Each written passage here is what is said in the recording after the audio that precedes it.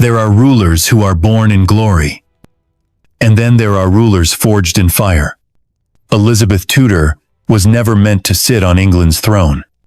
She was born a disappointment, branded a bastard, and orphaned before she learned to speak. Yet when the world expected her to vanish into obscurity, she rose instead not as a princess of peace, but as a queen of terror. This is not the story of grace. It is the story of survival. Of a woman who learned that power smells of blood, that love can be a weapon, and that fear not faith was the truest form of loyalty. It began on a cold September morning in the year 1533. In the royal palace of Greenwich, Henry VIII had waited for a son, a savior to continue the Tudor line. Instead, his second wife, Anne Boleyn, gave birth to a girl. The king's disappointment echoed through the corridors, and the infant's cries mixed with the sound of ambition shattering.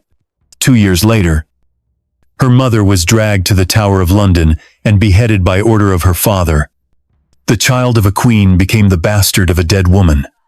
Even her servants whispered she was cursed. Yet that little girl, isolated at Hatfield House, watched and learned.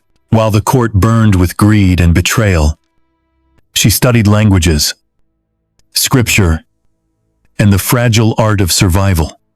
She grew into something the world did not expect, sharp as a dagger, still as a storm. As she came of age, danger wrapped itself around her like silk.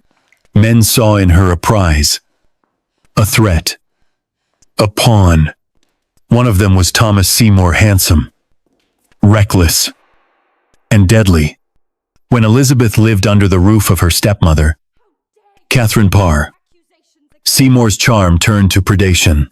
His morning visits, the laughter that chilled her blood, the touch that lingered too long, all became the lessons that carved her future. She learned the most terrifying truth of all, that to be desired was to be hunted. When Seymour was executed for treason, she stood before the council and answered questions meant to break her. But she did not flinch. That day, the frightened girl died, and the queen was born. When her half-sister Mary seized the throne, England fell into terror. Fires burned, heads rolled, and Elizabeth was thrown into the same tower where her mother had perished. The walls that had once heard Anne Boleyn's screams now heard her daughter's prayers. H-Dom. She waited for footsteps, wondering if they would lead her to the scaffold. But she survived, as she always did, by doing nothing at all. Silence was her sword, patience her crown. When she finally walked free, she did not look back at the tower. She looked at the sky and whispered that she would never be powerless again. 5 years later, Mary was dead, and Elizabeth was queen. She inherited a broken kingdom divided by religion, bankrupted by war, surrounded by enemies who doubted a woman could rule. Yet in the chaos, she saw opportunity. Her coronation was not a celebration but a warning. When she placed the crown upon her head, the bells of Westminster rang, not for joy, but for awe. The people saw a queen draped in white and gold, but beneath the silk stood a creature forged in betrayal. "I will make them fear me," she murmured, "so they will never pity me." And she did. Her reign became a theater of masks and mirrors. She mastered the game of appearance, balancing Catholic and Protestant, peace and war, mercy and cruelty. The court adored her brilliance, yet trembled before her wrath. Those who loved her most, like Robert Dudley, found themselves trapped between devotion and ruin. When Dudley's wife died mysteriously, Elizabeth's heart broke, but her throne hardened. She could never marry. She would belong to no one. Her virginity became her weapon, her myth, her power. She turned the absence of love into the presence of awe. But her most haunting adversary wore a crown as well. Mary, Queen of Scots, her cousin. Her mirror became the shadow she could never escape. Mary was everything Elizabeth feared and envied: young, beautiful, adored. When rebellion rose in Scotland, Mary fled to England seeking refuge, and Elizabeth granted it only to lock her in a fortress for 19 years. Each year, the walls closed tighter. When a letter was found linking Mary to an assassination plot, Elizabeth hesitated. To kill a queen was to defy God. To spare her was to invite death. The night she signed Mary's death warrant, her hand shook, and she wept not for mercy, but for what she had become. The next day, the axe fell, and with it, the last part of Elizabeth's innocence. Her enemies abroad soon learned what England had learned long ago. Mercy was not her nature. In the year 1588, the most powerful empire in the world, Spain sent its invincible armada to crush her. But when Elizabeth rode out to meet her soldiers at Tilbury, wearing armor over her silk gown, and she spoke words that would echo through centuries. I have the body of a weak and feeble woman, but the heart and stomach of a king. The men roared her name. The storm came, and Spain burned. The Virgin Queen had become the Iron Queen. Yet behind the victories, her palace grew keter. Her beloved Robert Dudley died. Her youth withered. The courtiers whispered about her temper, her vanity, her obsession with time.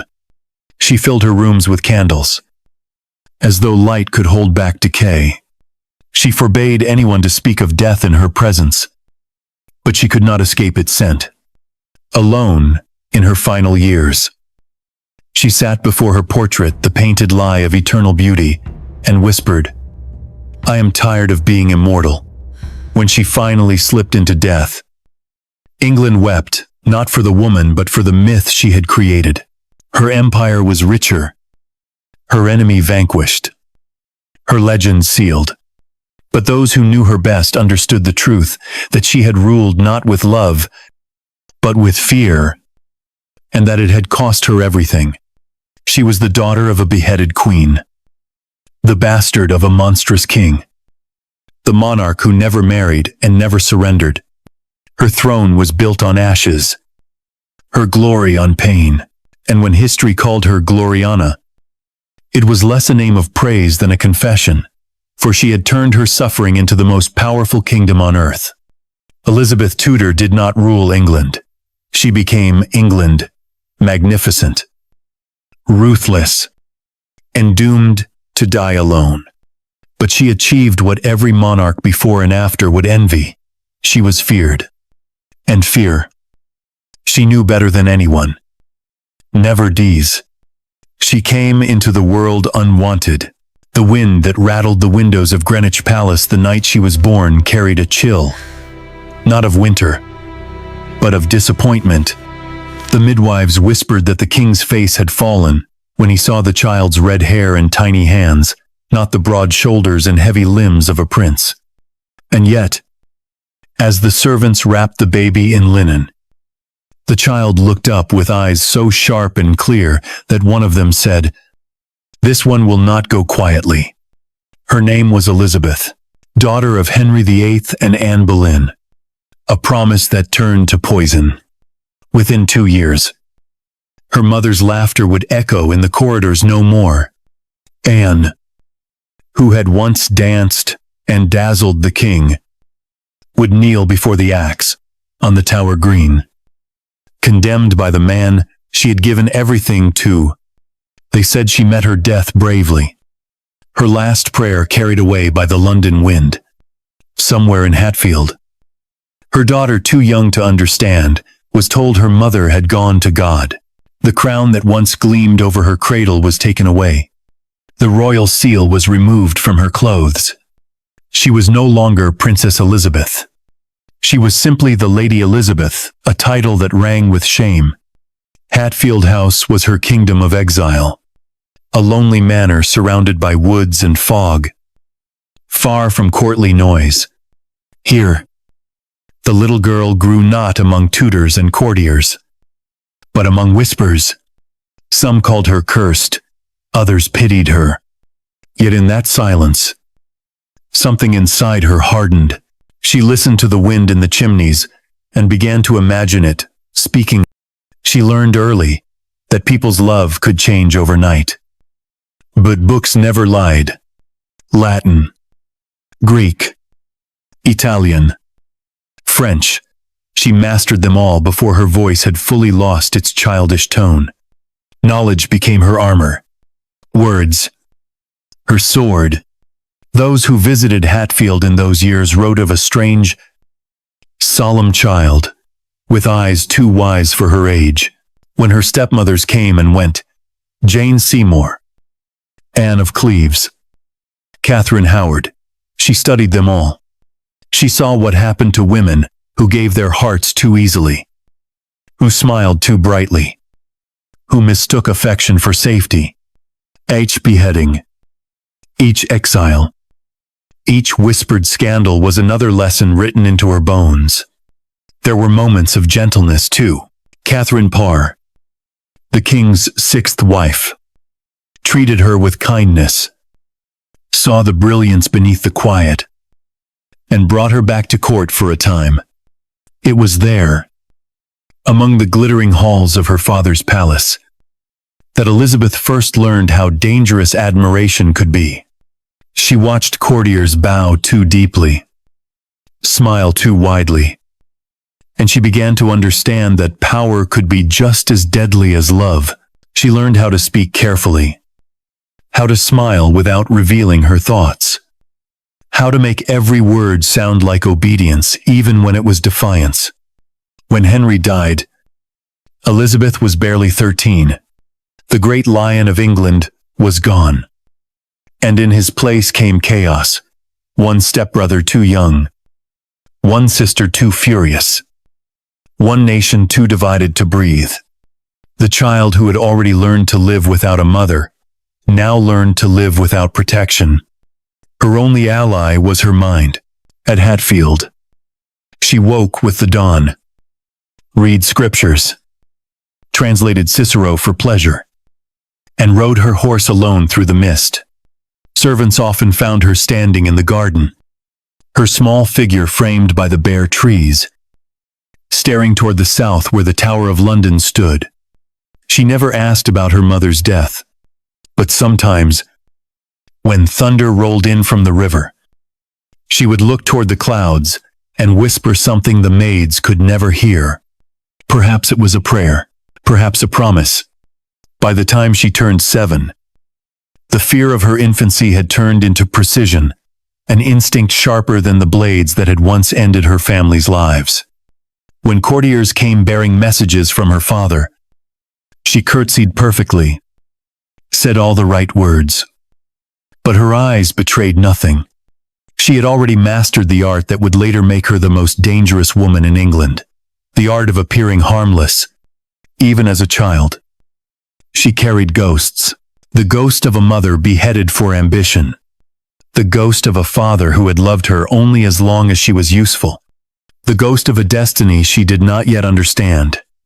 But she was learning, slowly, that fear could be shaped, molded, sharpened, turned outward like a blade. Years later, when she would sit upon the throne and rule a world that had once rejected her, courtiers would marvel at her calm, her wit, her perfect self-control. They never realized that all of it was born here, in this lonely childhood of silence and smoke. Among the shadows of a court that had forgotten her, the Lady Elizabeth was no ordinary child.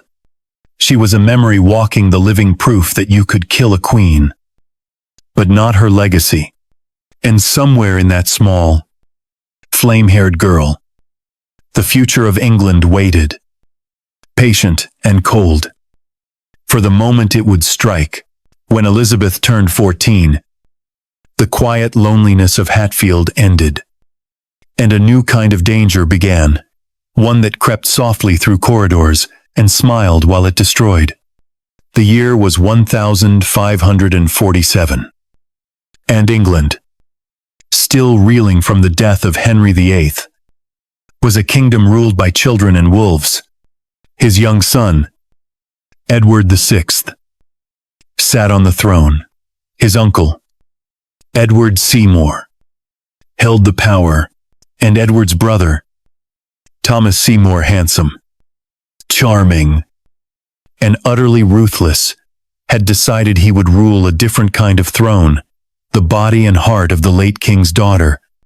When Catherine Parr, Henry's surviving widow, remarried, she chose Thomas Seymour. She brought her new husband and her stepdaughter Elizabeth into the same house, and that house would soon become a cage. At first, Seymour's presence seemed harmless. He was witty, generous with praise, the kind of man who filled a room with energy. Elizabeth, so young, so clever, so starved for attention, could not help but bask in his warmth. But beneath the flirtation hid something colder. Seymour was not simply drawn to Elizabeth's beauty. He was drawn to her bloodline. He saw in her a path to the throne, and in her innocence, a weakness to exploit. He began his games at dawn. The servants told of mornings when the sound of footsteps woke the house. And Thomas Seymour, still in his nightgown, would stride uninvited into Elizabeth's room while she was still in her shift. He called it playfulness, a morning jest. Sometimes he would tickle her until she screamed. Sometimes he would cut her dress to ribbons with a knife, laughing as she blushed. And though Catherine Parr at first tried to treat it as harmless teasing, the laughter in those corridors began to sour. Even the servants knew what they were seeing was not jest, but a predator circling prey. Elizabeth, too young to name it, began to understand its danger. She withdrew into silence. Her books, her studies. She learned to read every gesture for threat, every smile for hunger. Yet Seymour did not stop. One morning, Catherine caught them together, Elizabeth cornered, Seymour's hands on her shoulders. The Queen screamed. The mask finally shattered. And that day Elizabeth was sent away. She left in tears, her heart broken by shame and confusion, her mind burning with understanding. In the months that followed, Catherine Parr died after childbirth. Rumors spread like wildfire that Seymour had plotted to marry Elizabeth, that he had killed Catherine, that he sought to claim the throne through seduction. The Council of State ordered his arrest. The 15-year-old Elizabeth was interrogated by grown men who wanted her confession, her humiliation, her ruin. For hours they questioned her. Had she been complicit? Had she loved him? Had she sinned? And she, the daughter of Anne Boleyn, sat straight-backed and cold, answering with precision, "I am no man's wife, nor ever will be," she said, her voice like glass. When they tried to provoke her, she simply folded her hands and smiled. It was a smile that frightened them, not because it was defiant, but because it was calm. She had seen what desire could do, what it cost. Women who dared to trust. She had learned that charm was just another form of danger, that affection could disguise ambition. The interrogation ended without confession. Thomas Seymour was executed shortly after shot of treason, buried without ceremony. For most, that would have been the end of a scandal. For Elizabeth, it was the birth of a vow. From that day forward, she would let no man own her. No father, no husband, no lover. She would make her loneliness, her crown and her pain, her armor, She had learned from Seymour that a woman's virtue was a weapon only if she controlled it. Those who met her in the years after noticed a change. The childlike warmth was gone, replaced by a brilliance so cold it frightened even her allies. Her smile had become her shield. Her words, her daggers, behind her composure. She built walls that no one could breach. And though she never spoke Seymour's name again, he remained her shadow in every suitor she rejected, in every courtier she dismissed, in every decision to remain unwed. His ghost lingered, a reminder that love could destroy. That trust was the most dangerous luxury of all. Years later, when she stood upon the throne of England, men would call her the Virgin Queen, glorifying her chastity as if it were divine. But it had been forged in terror, not faith. The girl who survived Thomas Seymour had buried her innocence beside him, and in its place grew something colder, sharper, eternal. From the predator's laughter, she had learned the sound of threat. From his betrayal, she had learned the shape of power, and from his death, she had learned to rule alone. There are prisons made of stone, and there are prisons made of blood. For Elizabeth Tudor, the Tower of London was both. The walls that rose over the Thames had seen too many ghosts, and she, daughter of the most infamous queen ever executed there, was about to join them. It was the spring of 1554, and her half-sister Mary, newly crowned and burning with suspicion, had accused her of conspiracy. Elizabeth was only 20 years old when the soldiers came for her. They said it was a precaution. She knew it was a warning. The boat carried her across the cold gray water in silence. The oars dipped rhythmically, each stroke sounding like a heartbeat. From the river, she could see the tower looming, the same fortress where her mother, Anne Boleyn, had prayed and bled. The same walls that had swallowed her mother's laughter, her crown, her head. The guards would later say Elizabeth never cried. When they asked if she was afraid, she answered softly, "No wind blows so hard that I cannot stand." But inside, terror coiled like a living thing. The air stank of damp stone and smoke. The ravens watched her from the battlements. She could almost hear her mother's footsteps echoing across the courtyard. They locked her in a small, narrow chamber. The bed was damp. The single window let in a slit of light that turned the dust to gold. For weeks, she lived in that half-darkness, waiting for the sound of boots that might mean death. Dumb. She wondered if it would be her last. Her maids whispered that the Queen's Council debated whether to execute her, that the axe was already being sharpened. Elizabeth listened. And then, each morning, she dressed as if she would stand before the court.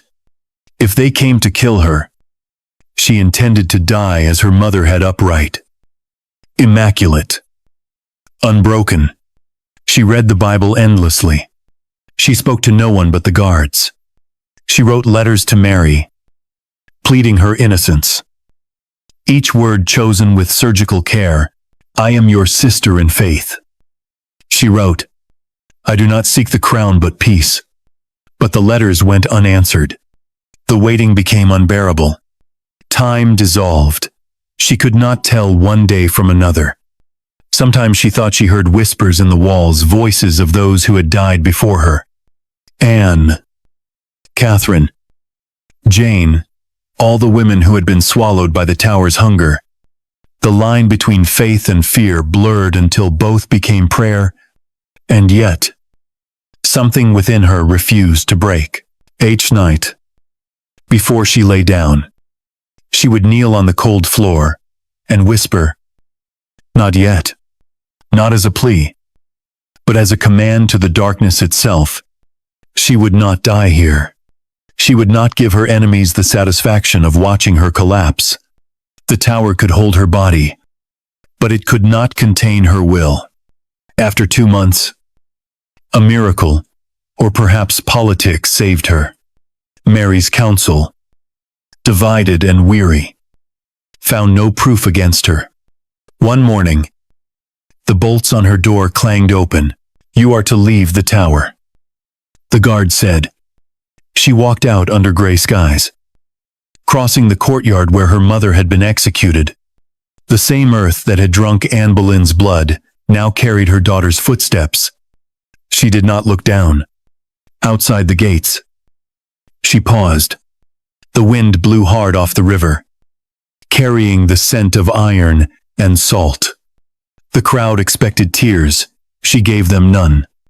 She simply turned her face toward the sun and said quietly, "This is God's mercy." But she knew mercy was only another word for delay. She had seen what the tower could do, how easily it devoured the innocent, how quietly it prepared the guilty. She understood that to survive in such a world, she would have to become harder than the walls that had tried to crush her. From that day forward, Elizabeth carried the tower inside her. It lived in her silence, in the measured tone of her speech, in the steel beneath her gentleness. It taught her the one lesson that would define her reign, that power is never given, it is endured. It is waited for. It is taken. When she returned to Hatfield, the field seemed brighter, the air cleaner, the world less forgiving. She was alive, but she was no longer the same woman who had entered the tower. Something in her gaze had changed, the softness replaced by calculation, the innocence by resolve. Those who met her afterward would say there was something haunting in her calm, as if, behind every smile, a shadow watched. She would never forget those nights in the tower, when the wind howled through the arrow slits, and the moonlight drew ghostly lines across her floor. She had been locked in her mother's grave, and had walked out breathing. The girl who entered the tower was her father's child. The woman who left it was England's future queen. When Queen Mary breathed her last in the cold November of 1558, England exhaled with her. The fires that had burned heretics in the streets finally went out, and from their smoke rose a figure no one expected to see again, the pale, flame-haired woman who had once been locked in the tower, Elizabeth Tudor, daughter of the disgraced Anne Boleyn, stood poised at the edge of destiny. The bells of Westminster rang, not in mourning, but in something darker and sharper awe, for everyone in that kingdom knew one truth. This was not the coronation of a saint. It was the return of a survivor. She was 25 when she claimed the throne. The England she inherited was a wounded animal, poor, divided, and humiliated by war. The coffers were empty, the streets filthy, and the people split between two faiths that hated each other. Half the country prayed for her success, the other half prayed for her downfall. And above them all, the Pope himself cursed her name. But Elizabeth had lived her entire life cursed. She had learned how to make curses her crown. On the morning of her coronation, she walked barefoot across her chamber floor, whispering a prayer not for salvation but for control. The gold gown she wore shimmered like fire under candlelight. As she stepped out into the cold January air, the crowd gasped, not because she was beautiful, but because she was real. They had expected a woman cowed by the years of exile and fear. Instead, they saw something carved from steel. She raised her hand, and the noise of the crowd fell into silence. Her voice rang clear as the bells. "This day I do begin to live." The coronation itself was a spectacle of contradictions. Bishops who doubted her legitimacy still knelt to anoint her. Priests who once served her sister's cause now held her train. And when the crown, heavy and cold, was lowered onto her head, A flicker of something like pain crossed her face. The symbol of victory felt more like a shackle.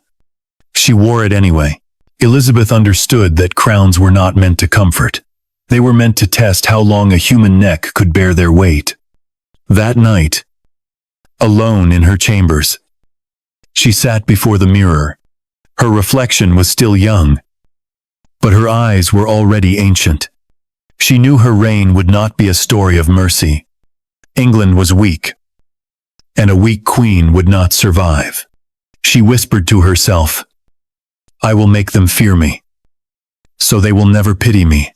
From that vow came everything: her ruthlessness, her cunning, her legend. The first test came swiftly. The lords pressed her to marry, to anchor her rule with a husband. The King of Spain offered his hand. The nobles whispered names of princes across Europe. Elizabeth smiled and said nothing. She had seen what marriage had done to her mother, what love had cost Catherine Howard, what loyalty had destroyed Jane Grey. She would never let her body become someone else's claim to power. "I am married," she said, "to England." And in that one line, she turned chastity into sovereignty. Her virginity became not a virtue but a weapon, a myth she would wield like a sword. Her counselors underestimated her. They thought her indecision weakness. But Elizabeth's greatest skill was patience. Where others rushed to act, she waited, watching, learning, letting her enemies destroy themselves. She crafted her court into a labyrinth full of secrets, rivalries, and flirtations. She controlled, like puppet strings. Men adored her and feared her in equal measure. They called her the Virgin Queen because they could not name what she truly was, a woman who ruled like a man and survived like no man ever could. Her first years on the throne were a performance of balance. She restored the Protestant faith, but softened its edges to calm the Catholics. She cut ties with Spain, but sent spies to its ports. Every smile hid calculation. Every act of mercy disguised strategy. When asked how she kept so many enemies at bay, she replied, "By not being too good to kill them, nor too weak to forgive." It was that balance of velvet and venom that made her untouchable. Even nature seemed to bow to her will. Artists painted her not as a woman but as an icon surrounded by suns, moons, and roses. In these portraits, her skin gleamed like ivory. Her eyes blazed with cold fire. She became not flesh, but symbol. And England, desperate for strength, believed in the illusion she offered. They called her Gloriana, Estrella, the Virgin of the Golden Age. None of them saw the woman beneath the girl who had slept in the tower, the child who had watched her mother die. As the years stretched on, Elizabeth's rule began to burn hotter. She crushed rebellions, silenced traitors, and danced through diplomacy like a blade through silk. The French envoys called her unpredictable. The Spanish called her heretic. The English called her hope. But all agreed on one truth: to cross her was to invite ruin. And yet, in the quiet hours of the night, she sat alone, still, the orphaned girl who had survived too much to trust peace. The world saw glory. She saw ghosts. The tower still lived inside her, whispering that power was a borrowed flame, and everything that burned bright must someday turn to ash. But for now, she was the flame itself, a queen crowned by fire, forged by loss, and feared by all who mistook her heart for mercy. The crown was heavy, but the weight Elizabeth feared most was not of gold, it was the pulse of her own heart. For even as England began to kneel before her brilliance, she found herself haunted by one man's gaze. His name was Robert Dudley, and he was everything the Queen was forbidden to want. The world knew him as the son of a traitor. She knew him as the boy who had grown up beside her in the long shadows of royal suspicion. They had learned to survive together, he with charm, she with silence, and now, years later, they met again in the full blaze of her throne. He was tall, dark-eyed, reckless, the kind of man who smiled, like he knew secrets that could burn a kingdom down. He became master of the horse. And that title meant one thing: he was never far from the queen. Every morning, the courtiers saw them riding side by side through the dew, laughing softly as if the rest of the court did not exist. Every night, the candles in her chambers burned later when Dudley was near. Whispers began to fill the corridors of Whitehall that the Virgin Queen was no longer so virgin, that England's sovereign was ruled by love instead of law. But love, for Elizabeth, was never a sanctuary. It was a battlefield, and Robert Dudley was both sword and wound. She trusted him more than anyone alive, but trust had been the death of every woman she had ever known.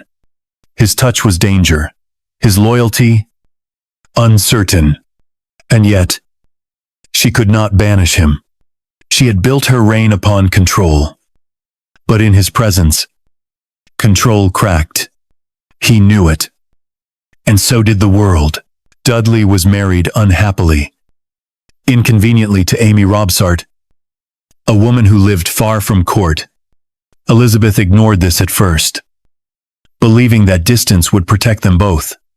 But in the late summer of 1560, tragedy struck. Amy was found dead at the foot of a staircase, her neck broken. The verdict was accident, but no one believed it. Some whispered suicide, others murder, and though Elizabeth denied any part in it, the shadow of that fall darkened her reign forever. That night, and she wept in silence, not for Amy, whom she had never met, but for the innocence she had just lost. She knew the truth didn't matter anymore. The world had already chosen its story. The queen had loved too deeply, and love had killed. Her council begged her to distance herself from Dudley, to protect her crown. She obeyed in public, but in private, she could not. He remained her constant companion, her comfort and her curse. Years passed, and the bond between them only deepened. Dudley became her echo, the one man who could read her moods, who could speak truth to her face when all others trembled. They fought. They reconciled. They circled each other like twin fires feeding on the same air. When foreign kings sent marriage proposals, she always hesitated, always waited for a love she could never claim. Her counselors begged her to choose a husband, to secure the Tudor line. "I am married to England," she replied again and again. But in her private chambers, she wore a small locket with a miniature of Robert Dudley pressed against her heart. He built her palaces, planned her triumphs, and stood beside her through rebellion and war. Yet Elizabeth never forgot that power demanded solitude. She kept him close enough to touch but far enough to control. When she made him Earl of Leicester, she told him, "This is as close as you will ever come to my throne." It was a gift gilded in cruelty. For all his devotion, Dudley would always be the man just beneath the crown, not its equal, not its heir, only its shadow. Their story was a slow, exquisite tragedy. Theirs was not the love of poets, but of survivors, a connection bound by the shared understanding that both had lost too much to trust the world. Dudley married again years later, a young woman named Lettice Knollys, a cousin of the Queen. When Elizabeth found out, her fury was legendary. She struck Lettice across the face and banished her from court for life. "You, the she-wolf," she spat. "You dared to steal my Robert." But Robert had never been hers. Not truly. He belonged to England as she did, and both of them were chained by duty. When Dudley died, in the autumn of 1588, only weeks after England's greatest triumph against the Spanish Armada, Elizabeth locked herself in her chambers for days. She refused food, refused counsel, refused light. The letter he had written her just before his death was found later in a box labeled his last letter. For the rest of her life, she kept it beside her bed. Each morning, she touched it before she spoke a word. In the legend of the Virgin Queen, she is remembered as untouchable, the woman who ruled without love. But behind that myth lived a story, more human, more terrible. She had loved once, perhaps only once, and it had destroyed her peace. She learned that love, like power, devours what it touches. So she locked her heart in the same fortress where she had once been imprisoned, and the world mistook her silence for purity. Robert Dudley was gone, but his ghost stayed beside her throne, the only man who had ever looked upon the Queen of England and seen not the crown, but the woman beneath it. Across the northern border, in the cold mists of Scotland, there lived another queen, young, beautiful, devout, a mirror and a threat. Her name was Mary Stuart. She was everything. Elizabeth was not married, Catholic, adored, and legitimate in the eyes of those who whispered that England's throne belonged to her instead. The two women never met, yet their lives became entwined like two threads pulling against each other until one snapped. For in Mary, Elizabeth saw both her reflection and her ruin. When Mary fled Scotland in 1568, her crown lost, and her enemies closing in, she sought refuge in England, believing that Elizabeth, her cousin, would protect her. But Elizabeth understood what it meant to harbor a rival queen. It was like holding a spark over dry grass. So she welcomed Mary with words of sisterhood and imprisoned her in the same breath. What began as hospitality became 19 years of captivity. At first, Elizabeth's tone was almost tender.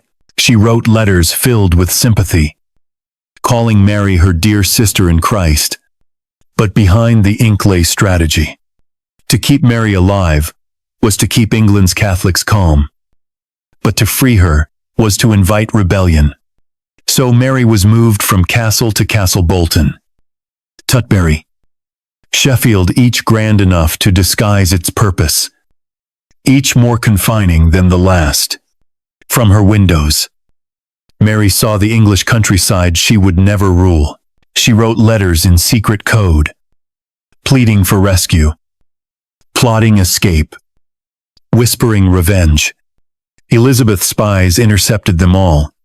Sir Francis Walsingham, her chief of shadows, built a web of informants that reached into every court in Europe. Letters were stolen, decoded, returned. Every whisper Mary sent into the dark found its way back to Elizabeth's table.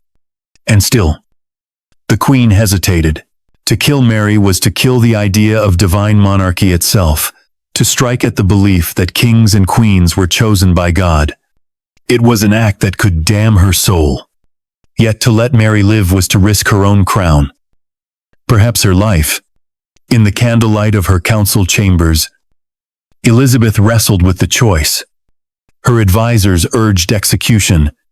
Her conscience recoiled. She delayed, deflected, denied.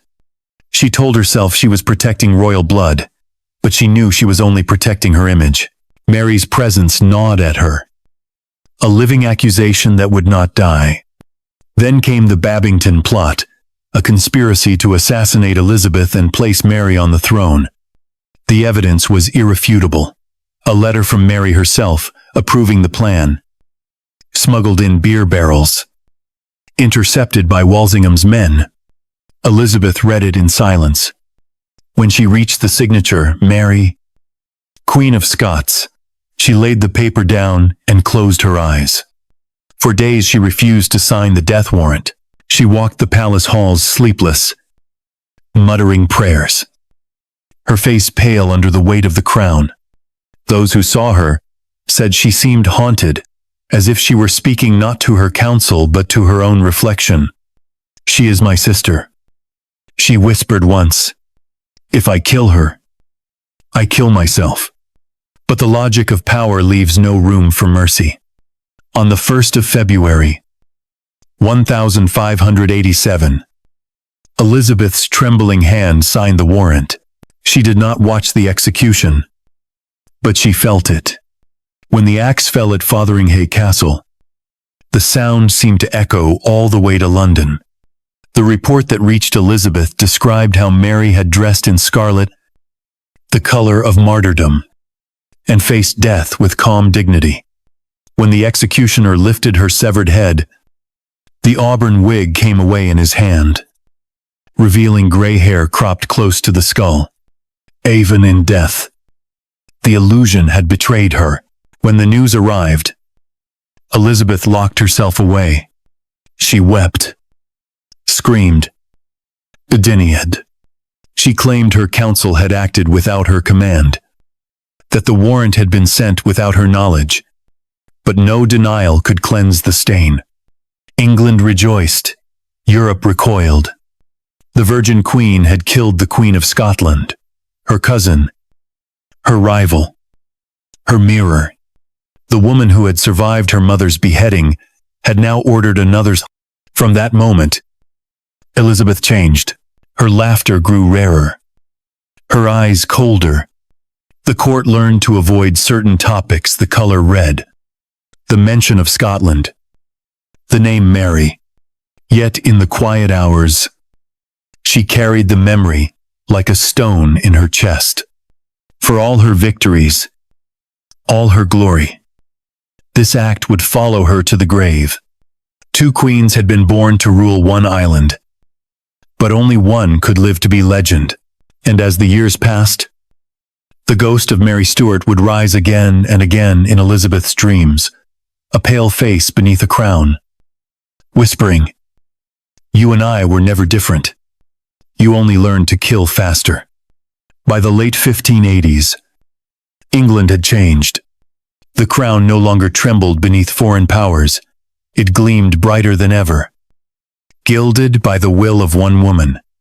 Yet as Elizabeth's glory grew, so too did the shadow stretching across the sea, the wrath of Spain. King Philip, the widower of her sister Mary, and the ruler of the richest empire on earth, swore he would crush the heretic queen who had humiliated Catholicism and defied his God. His vengeance took form in wood and iron. The Spanish Armada, 130 ships strong, armed with cannons, gold, and divine conviction.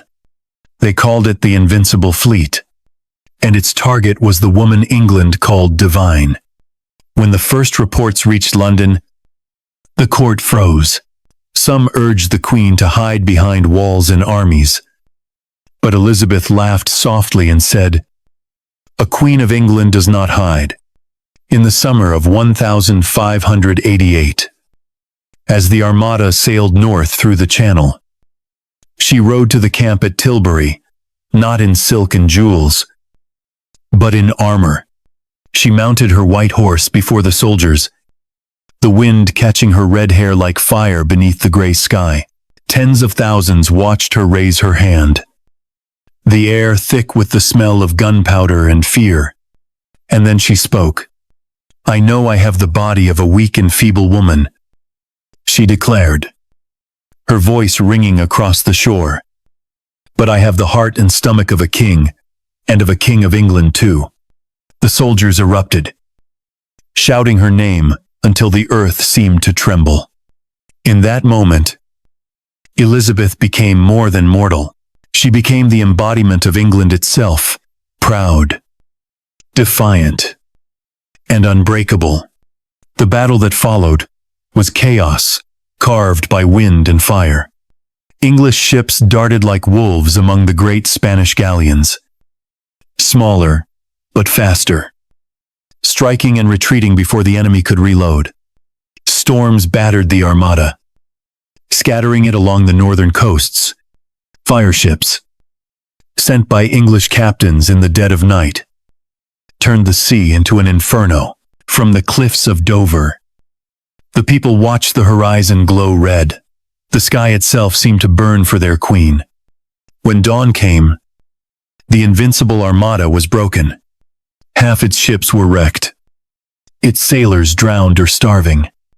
Spain's power had shattered on the rocks of Elizabeth's Island. The wind, what her people would call the Protestant wind, had chosen her side. In the great churches of England, bells rang for days. Poets wrote that God himself had defended the Virgin Queen. But Elizabeth, standing before her council, did not smile. She knew it was not divinity that had saved her, but will. God sends the storm, she said, but it is men who must learn to steer. Behind the celebrations, she ordered every harbor fortified, every enemy spy hunted, every ally rewarded. She understood that victory was not peace. It was the permission to survive a little longer. The defeat of the Armada turned Elizabeth into legend. Her portraits from that year show her in all her symbolic majesty, one hand on a globe, her feet upon a map of Europe, ships painted in miniature behind her. Her gown is embroidered with eyes and ears, a reminder that her watchfulness extends everywhere. In her gaze, there is triumph, but also something colder, a woman who has seen too much to believe in safety. Yet even amid victory, she felt the cost. Her beloved Robert Dudley, the Earl of Leicester, who had commanded troops at Tilbury, died soon after the battle. When the news reached her, she locked herself away for days. The letter he had written before his death became her most treasured possession. She called it his last letter and kept it beside her bed until her dying day. England celebrated. The Queen mourned in silence. In public, she appeared radiant, immortal, untouched by grief. In private, she sat before the mirror, her fingers tracing the edges of the crown. She had defeated the mightiest empire on earth. But every victory seemed to take another piece of her away. Power had made her eternal in history, but it had also made her alone. Still, she ruled on. Her voice carried authority across oceans. Her image hung in every noble hall. She had become the living myth of her age, the woman who defied kings, popes, and gods. The monarch who had turned fear itself into her weapon. And as Spain's empire waned, and England's star began to rise, the world learned a new truth. You could conquer lands with armies, but you conquered history with will. In the twilight of her reign, when courtiers toasted her as Gloriana, she smiled faintly and said, "Glory is a flame bright, beautiful, and quick to die," for she knew that every crown burns the one who wears it. The same fire that destroyed the Armada now smoldered within her, consuming her slowly. But she had no regrets. She had lived long enough to see her enemies broken and her legend sealed. And somewhere in the wind that swept over the cliffs of Dover, one could almost hear her voice, quiet, steady, unafraid, whispering to the sea that had tried to devour her, "You came to drown me, and I taught you to kneel." The last years of Queen Elizabeth's reign unfolded like the slow dimming of a great flame. The fire that had once burned so fiercely, the wit, the rage, the command now flickered behind tired eyes. England still adored her, still called her Gloriana. But the woman beneath the title was fading, worn thin by time and solitude. Her court was full of ghosts, Robert Dudley was long dead. His last letter worn soft from the touch of her hands. Her counselors, Cecil, Walsingham, Raleigh were gone or dying. Even the young men who once fought to catch her smile now watched her with pity. To outlive everyone is its own kind of punishment. She had ruled for more than 4 decades longer than anyone could remember, and in those years, she had turned herself from woman to myth. But myths are lonely things. By the turn of the century, the once vibrant queen who had ridden into battle was a frail figure wrapped in jewels that hung heavy on her bones. Her skin had turned pale and translucent. Her teeth darkened. Her voice keyeder, more brittle. Yet every morning she still demanded her ritual of transformation. The layers of paint, the wig of fiery curls, the gown heavy enough to drown her. She had built her power on illusion. And even now, she would not let the mask crack.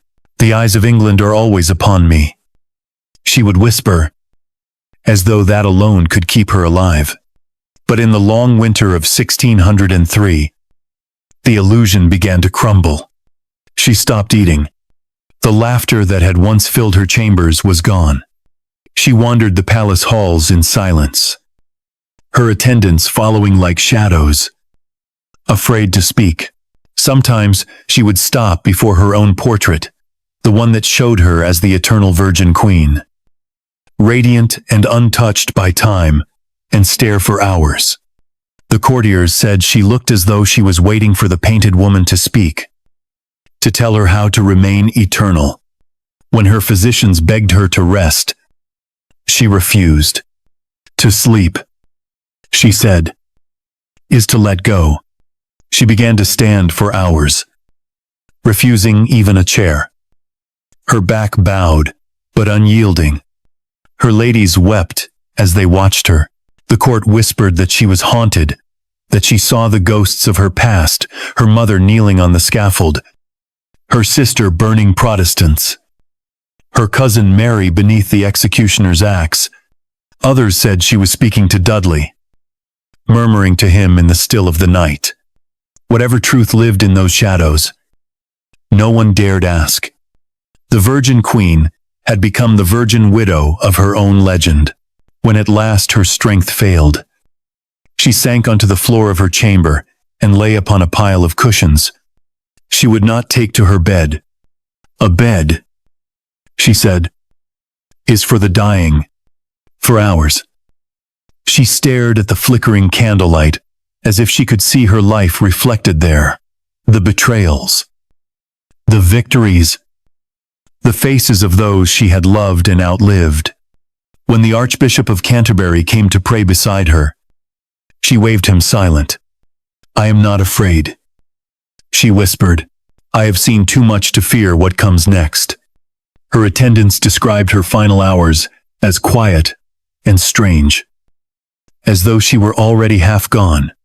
She pressed her hand against her chest where Dudley's letter lay, her fingers tracing its edges.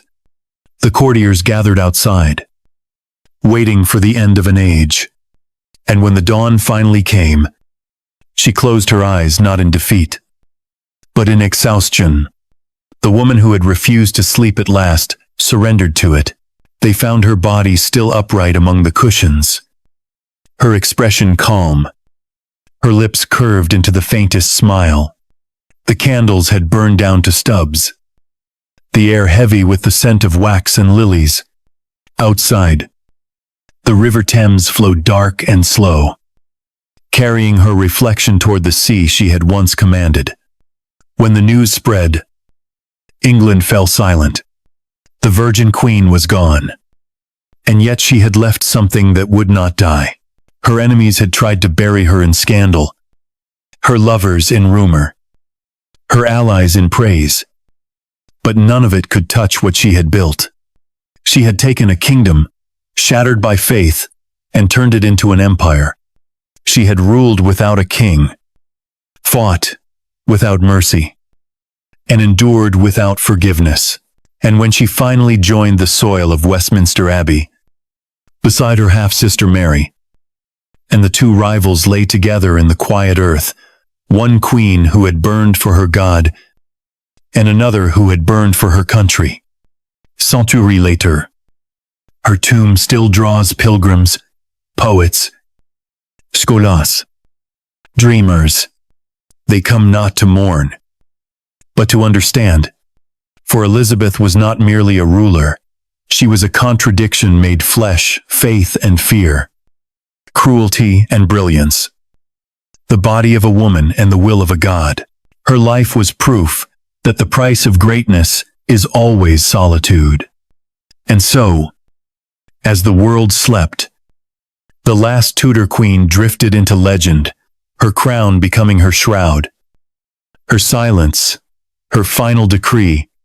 The candle went out, but the light did not, for though her body turned to dust, her story, like England itself, would never truly rest.